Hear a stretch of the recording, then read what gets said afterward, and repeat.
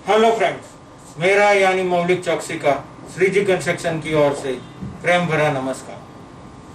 आज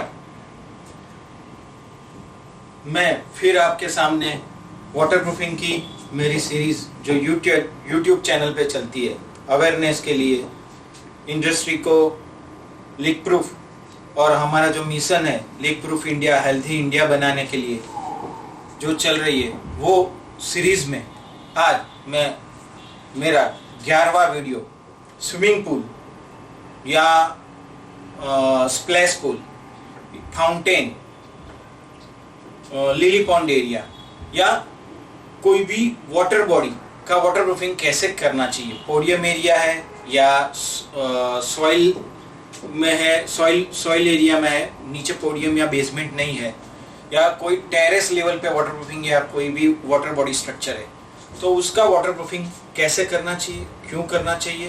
वो अगर हम नहीं करते हैं तो वो एरिया में से पानी का इंग्रेस लीकेज होता है, सर्विस लाइफ उसकी डिटोरिएट होने के कारण बिल्डिंग में बहुत सारे प्रॉब्लम हो सकते हैं।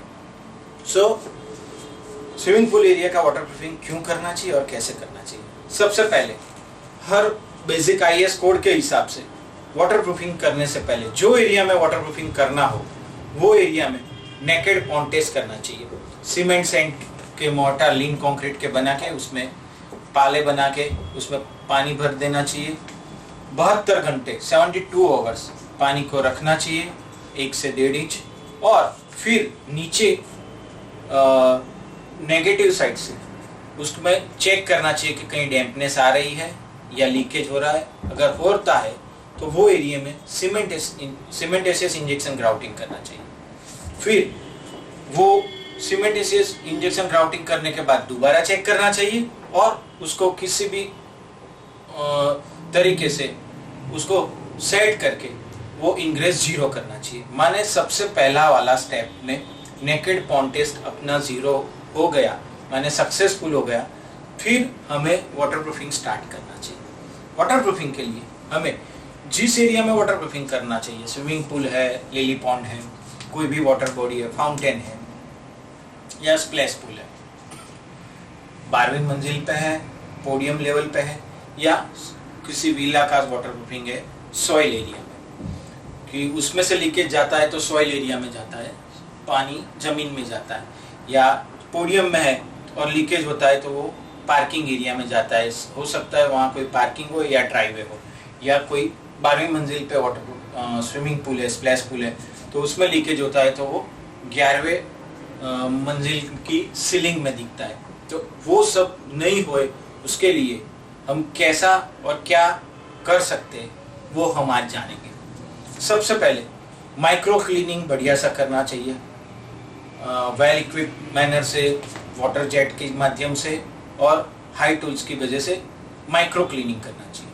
माइक्रो क्लीनिंग करने के बाद हमें पता चलता है कि वहाँ कहीं कोई क्रैक्स है तो वो क्रैक्स को हमें अच्छी तरह से PMM क्रैक फिलर से, क्रैक पेस्ट से, पाउडर से, या PMM बना के, बड़ी क्रैक है तो PMM बना के, या एपोक्सी मटेरियल से, या सबसे बेस्ट PU सीलेंट से भरनी चाहिए। वहाँ अपना जो भी एरिया है, स्विमिंग पूल एरिया है या स्प्लैश पूल एरिया है, फाउंटेन है, वाटर बॉडी है, लिली पॉन्ड है, तो उसमें जो भी कंसील्ड पार्ट आता है, कहीं से कोई ड्रेनेज की लाइन जा रही है या कोई स्पाउट आता है, बोरहोल आता है, इलेक्ट्रिफिकेशन का कोई भी प्लम्बिंग की कोई लाइन है, तो वो सबसे पहले उसकी जरी हो जानी चाहिए। वो उसका फाउंडेशन के हिसाब से वो सब फिक्सिंग हो जाना चाहिए। उसके बाद हमें अच्छी तरह से उसको बोरहोल पैक कर देने चाहिए, non swing free flow cementitious grout as well as PU sealant के से ऊपर का जॉइंट भर देना चाहिए, या एपोक्सी फिलर से भर सकते हैं, या टैप जॉइंट से वो पाइप और वो RCC के स्ट्रक्चर को हम सीमलेस या बढ़िया कर सकते हैं, लीक प्रूफ कर सकते हैं।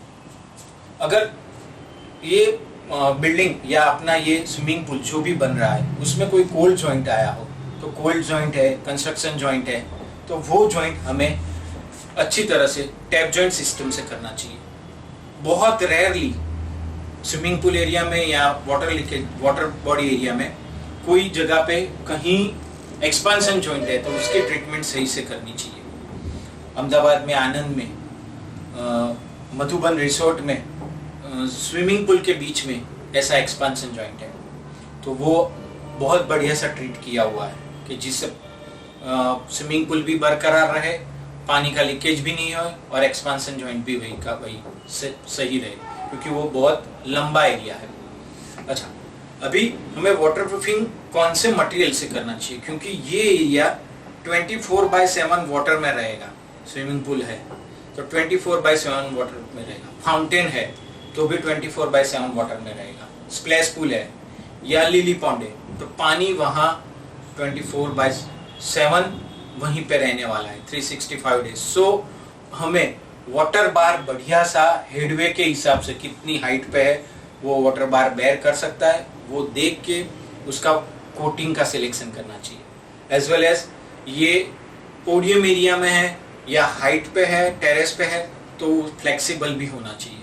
सो ये दोनों चीज़ बेसिक है जो हमें माइन्यूटली चेक करके फिर वाटरप्रूफिंग का कंपोनेंट या वाटरप्रूफिंग का प्रोडक्ट सही सिलेक्शन करना चाहिए।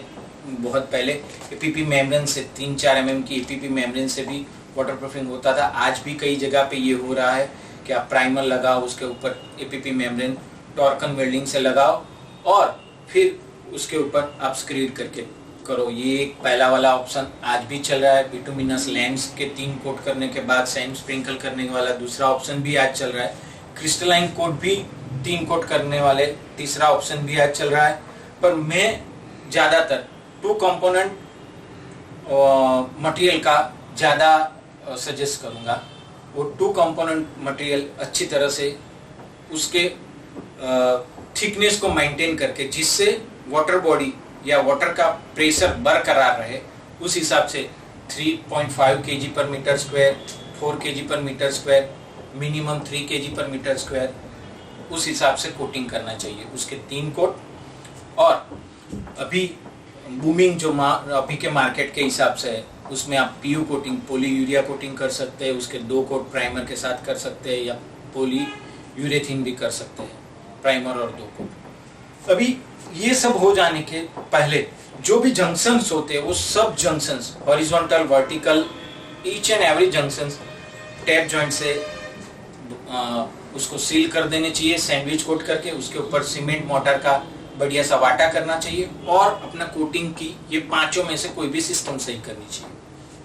उसके ऊपर अगर अपना फ्लोर वाला एरिया है तो फ्लोर वाले एरिया में हमें उसको प्रोटेक्शन के लिए स्क्रीड करनी चाहिए। आईपीएस कर सकते हैं एज पर द साइट की कंडीशन के हिसाब से, लेवल के हिसाब से, या ब्रिक बेड कोबा भी कर सकते हैं, ब्रिक बेड कोबा कंक्रीट कर सकते हैं।